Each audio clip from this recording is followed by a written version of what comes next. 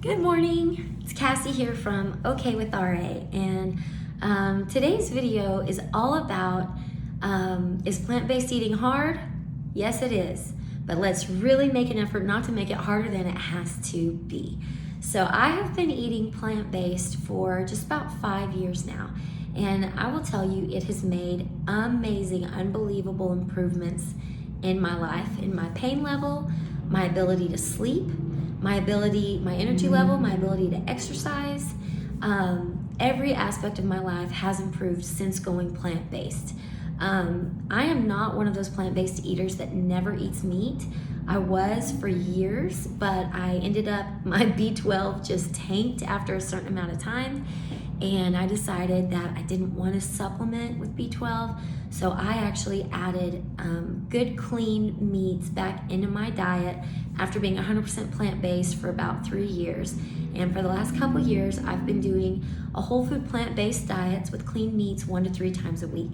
And I will tell you that it has drastically improved my life and dramatically decreased the symptoms that I had from rheumatoid arthritis, which were bleak, they were rough.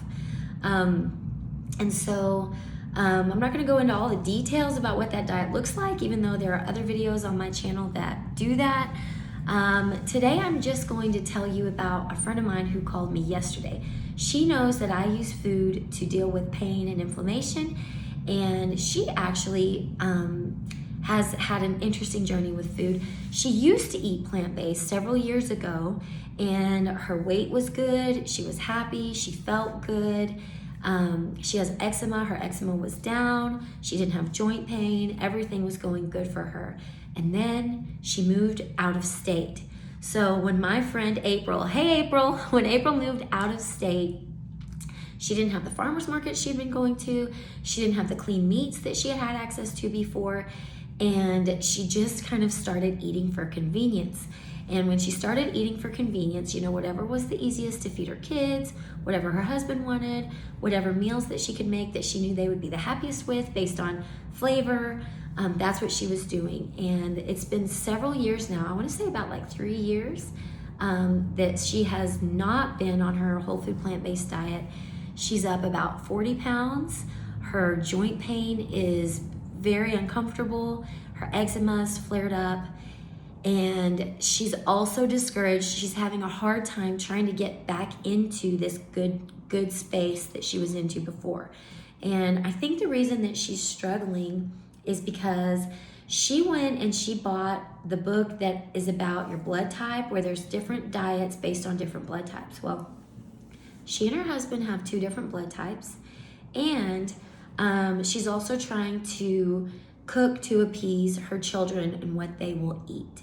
So essentially, she's got a lot of different stokes in the fire when it comes to buying food, planning meals, and preparing meals for her family. And so doing the blood type thing, she was extremely discouraged. She was like, Cassie, he's got to eat this, I've got to eat that, but then even within the plants I can eat, there are a bunch that I really like and I used to eat, and I was feeling good back when I used to eat them, but I'm not eating them because they're not in the book. This book says don't eat them and blah, blah, blah. And I really tried to encourage her. I said, listen, eating plant-based to avoid pain and other symptoms of disease is already hard. It's hard to learn what categories you can and can't eat from. It's hard to apply those rules to your shopping and to your life. But once you start putting a whole bunch of sub-rules in there, it gets harder and harder and harder. And I tried to encourage her, listen, if it's a food that you've never been reactive to in the past, if it's a whole plant, let me put a caveat on that. If it's a whole plant that you have never reacted to in the past, do not take that whole plant out of your diet for any reason, no matter what any book says.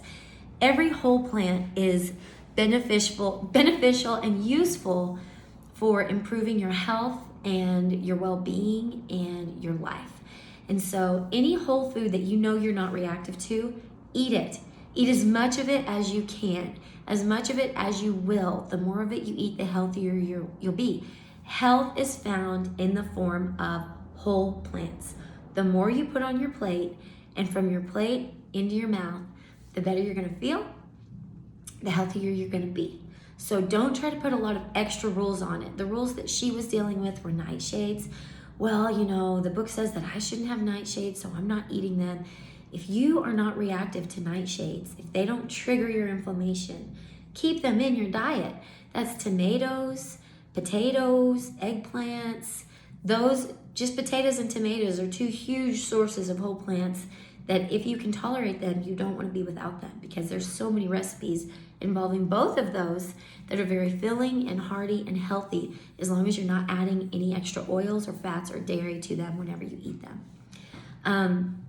The other thing that she was dealing with was this, you know, I can eat this, but my husband has to eat that, and my kids are going to eat this, and blah, blah, blah. And I really tried to encourage her, listen, make several plant-based dishes, you know, or what I would call sides traditionally, and let these sides be the main course of your meal.